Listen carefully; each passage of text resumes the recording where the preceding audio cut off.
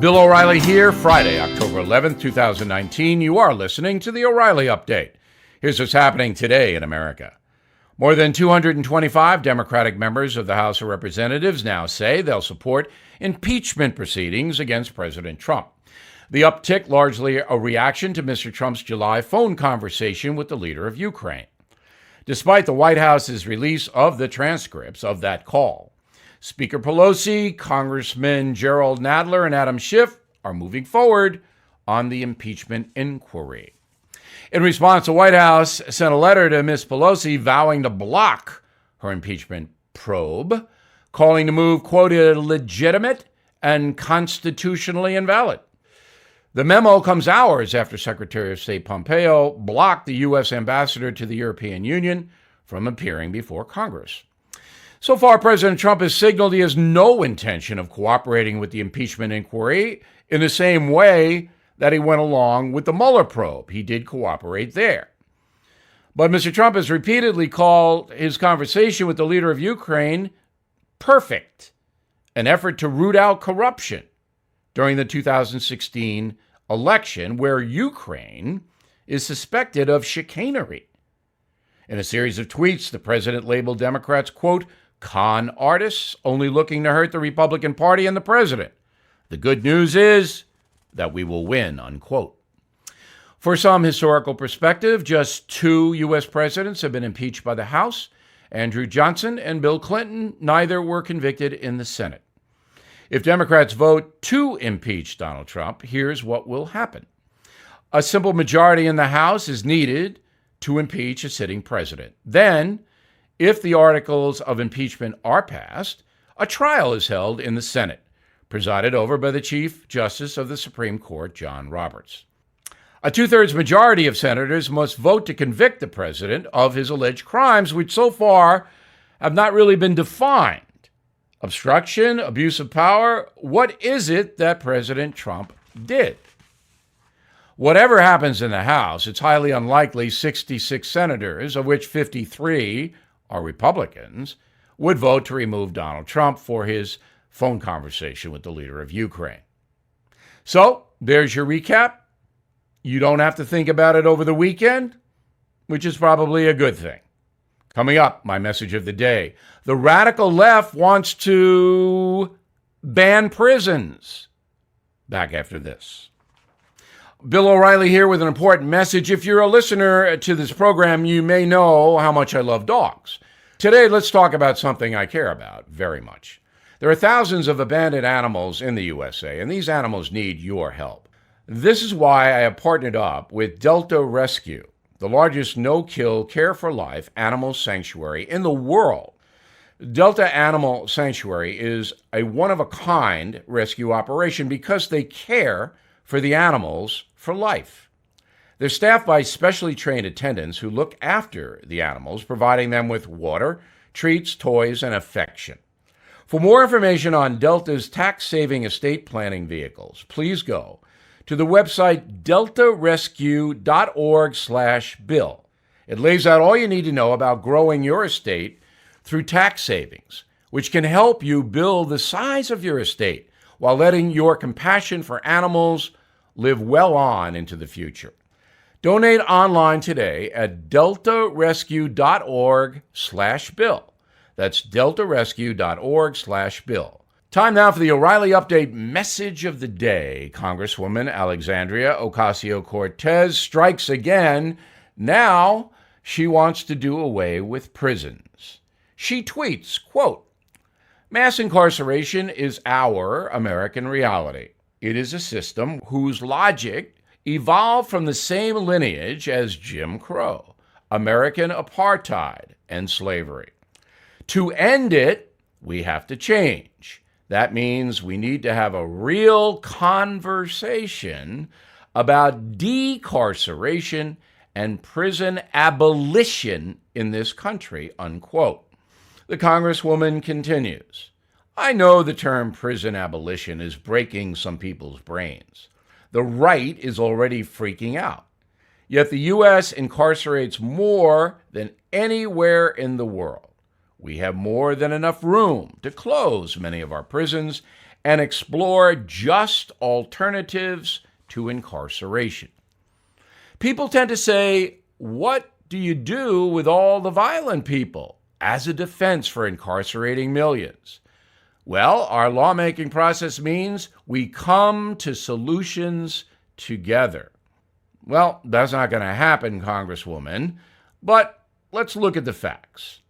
Total incarceration rate, 716 per 100,000 people.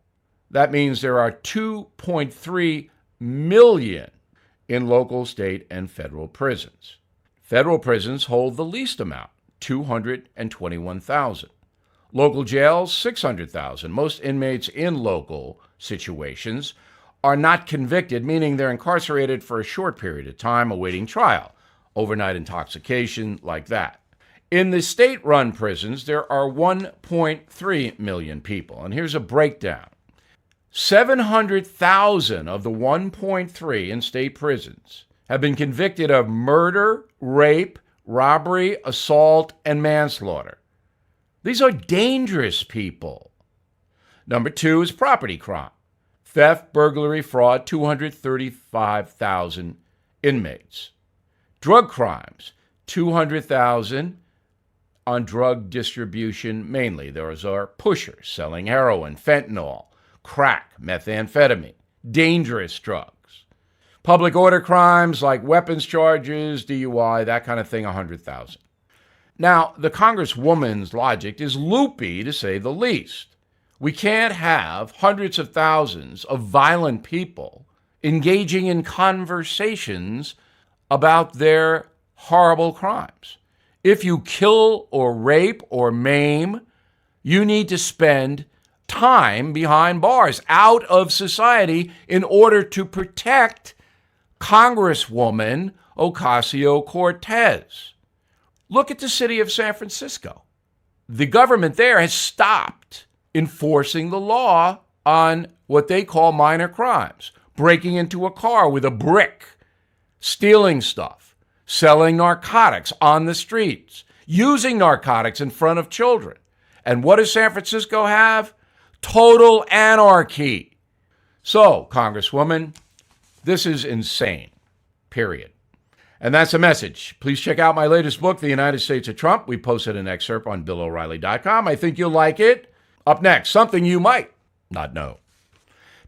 Millions of Americans have been diagnosed with cancer or a serious illness. If you are one of them and money is a problem, you're not alone. It's simple. If you own a life insurance policy of $100,000 or more, then Life Guide Partners can evaluate your coverage for free to see if you qualify for cash now when you need it the most. Be ready to take down this number. If you own a life insurance policy of $100,000 or more and you are living with a serious illness, then Life Guide Partners can evaluate your coverage free to see if you qualify for cash now. So write this number down, 1-888-GUIDE-50. Totally free to call. Get rid of those insurance premiums. Stop paying them. Consider turning that life policy into cash. The number again, 1-888-GUIDE-50. 1-888-484-3350. 1-888-GUIDE-50. Call now. Now the O'Reilly Update brings you something you might not know. According to a recent Gallup poll, the percentage of Americans affiliated with a church currently stands at 50%. That's down 20 points since the year 2000. The decline of church-going coincides with the rise of atheism, or those claiming to be nothing in particular, agnostics. In total, non-believers now comprise about 20% of the American population. The largest demographic in that group, younger Americans. Studies show roughly one-third of millennials are unlikely to officially join a church, attend services, or identify with any religious group. The highest number for any American generation in history. Despite the empty pews, we're still a relatively godly nation, with 80% of Americans saying they do believe in a higher power. The most devout flocks in the USA are Jehovah's Witnesses, Mormons, and evangelical Protestants. According to research, the most pious states in the country are Alabama, Mississippi, and Tennessee.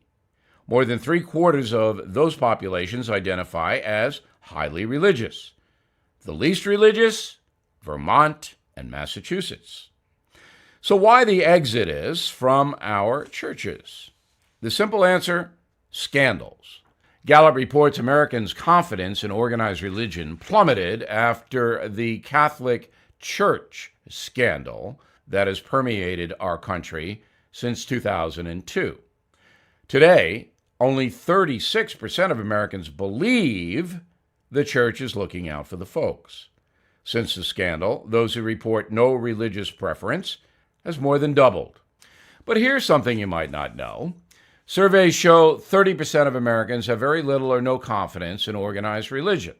That's up 10 points in the last decade.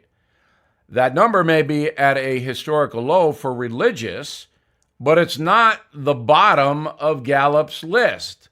That would be the United States Congress.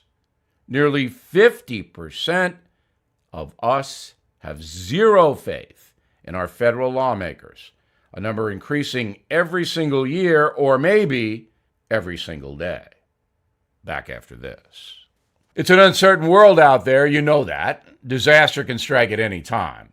So you need to be prepared to protect yourself and your family. One way to do that is with freeze-dried food. It tastes good, it's healthy, can be stored for 25 years. That's why I'm happy to tell you about a company I recommend, Wise Foods. I have experience with them myself. During Superstorm Sandy, I lost power for 7 days. All of my refrigerated food done. But my food supply from Wise Foods was as fresh as the day I received it. Visit Wise Food Storage, one word, wisefoodstorage.com/Bill, and explore their starter kits and long-term emergency food options. They are even offering free shipping plus a big discount of 25% off for my listeners. So please go to wisefoodstorage.com/Bill, wisefoodstorage.com/Bill, or you can call 855-269-0501. That's 855-269-0501. Thank you for listening to the O'Reilly Update. I am Bill O'Reilly. No spin, just facts, and always looking out for you.